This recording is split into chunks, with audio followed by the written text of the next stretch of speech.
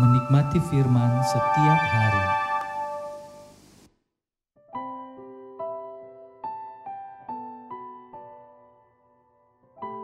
Shalom, selamat pagi jemaat yang dikasihi dalam Tuhan. Bersyukur kalau hari ini kita boleh berjumpa bersama dalam program Menikmati Firman setiap hari. Bapak Ibu Saudara terkasih, sebelum kita akan bersama-sama merenungkan firman Tuhan, saya mengajak setiap kita untuk mengangkat sebuah pujian yang mengatakan murnikanku. Kiranya pujian ini menjadi pengantar kita untuk terus mau dimurnikan oleh Tuhan. Tuhan, ku datang tertunduk malu. Engkau lihat kedalaman hatiku. Inilah aku hamba-Mu, namun tujuan hidupku hanya melayani diri sendiri. Sesungguhnya ku hamba dunia, terpikat oleh kesenangan fana, akan harta dan kuasa, kebanggaan hati, beri belas kasih-Mu, oh Tuhan.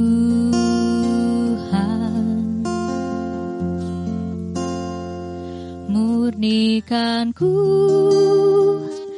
tekad di hatiku, agar ku tersadar menderita denganmu.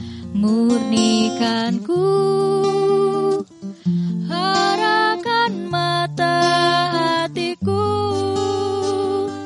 agar ku setia padamu. Murnikanku tekad di hatiku, agar ku tersadar menderita denganmu. Murnikanku arahkan mata hatiku, agar ku setia padamu,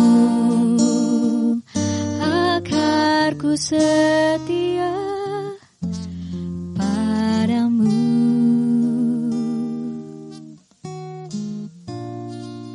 Saudara, mari kita berdoa. Bapa yang baik, kami bersyukur dan berterima kasih kalau hari ini kami boleh bersama-sama merenungkan sabda-Mu. Bapa, tolong kami melalui Roh Kudus-Mu, supaya kami dapat mengerti apa yang menjadi isi hati-Mu. Terima kasih ya Bapa, terpujilah nama-Mu. Demi nama Yesus kami berdoa dan bersyukur. Amin. Saudara, santapan harian pada hari ini diambil dari Yesaya pasal yang ke-5, ayat yang ke-8 sampai ayat yang ke-24. Namun pada hari ini saya hanya akan membacakan beberapa bagian saja, yaitu di ayat yang ke-8, kemudian saya akan melanjutkan di ayat yang ke-11 dan 12, dan terakhir saya akan lanjutkan di ayat 18 sampai ayat yang ke-24. Demikian firman Tuhan. Celakalah mereka yang menyerobot rumah demi rumah, dan mencengkau ladang demi ladang, sehingga tidak ada lagi tempat bagi orang lain, dan hanya kamu sendiri yang tinggal di dalam negeri. Celakalah mereka yang bangun pagi-pagi dan terus mencari minuman keras, dan duduk-duduk sampai malam hari, sedang badannya dihangatkan anggur, kecapi dan gambus, rebana dan suling, serta anggur terdapat dalam perjamuan-perjamuan mereka. Tetapi perbuatan Tuhan tidak dipandangnya, dan pekerjaan Tuhan tidak dilihatnya.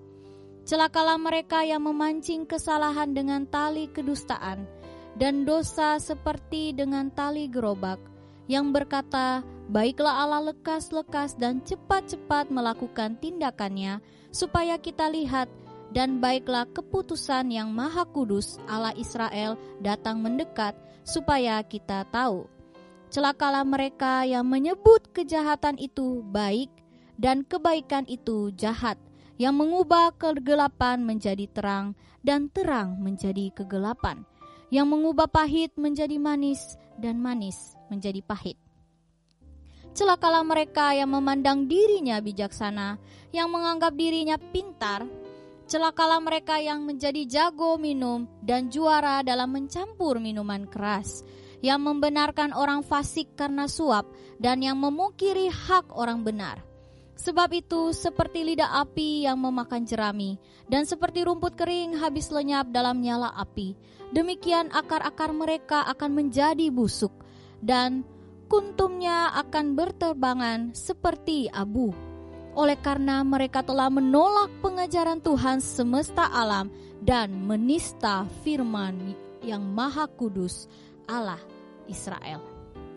Saudara, santapan harian hari ini mengambil judul Celakalah Mereka. Saudara, Israel adalah bangsa yang Allah pilih berdasarkan perjanjiannya dengan nenek moyang mereka. Bangsa ini diharapkan menjalani kehidupan sebagai bangsa yang memiliki karakter Allah yang telah memilih mereka. Akan tetapi, hal yang terjadi justru sebaliknya. Mereka membelakangi Allah. Hati mereka condong kepada berhala-berhala bangsa lain, dan perbuatan mereka melukai hati Allah. Karena itu, Yesaya memperingatkan mereka dan mengatakan bahwa mereka adalah orang-orang celaka. Mereka orang-orang yang tidak layak mendapat murka Allah, karena tidak taat kepada Allah yang telah mengikatkan diri mereka dengan perjanjian. Saudara, siapa saja yang masuk dalam kategori celaka? Yang pertama, orang-orang yang hatinya penuh keserakaan, ayat yang ke-8. Kedua, orang-orang yang hidupnya pesta pora, ayat yang ke-11 dan ayat 12. Pesta pora dan kemabukan membuat bangsa itu lupa anugerah Tuhan.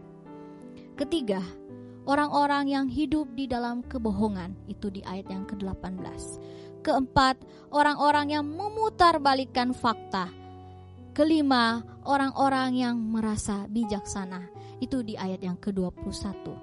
Keenam, orang-orang yang menyebabkan kemabukan, itu di ayat yang ke-22 dan yang ke-7. Orang-orang yang karena suap berlaku licik dan culas, itu di ayat yang ke-23. Saudara, karena umat Tuhan memiliki karakter seperti itu, Allah menghukum mereka. Mereka dihukum ke pembuangan. Di sana mereka mengalami berbagai penderitaan akibat tidak mengindahkan hukum dan firman Tuhan.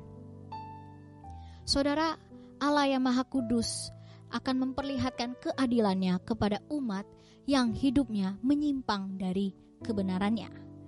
Pembuangan menjadi tempat yang tepat bagi mereka agar masuk ke dalam hajaran Allah yang mendidik dan mengubahkan.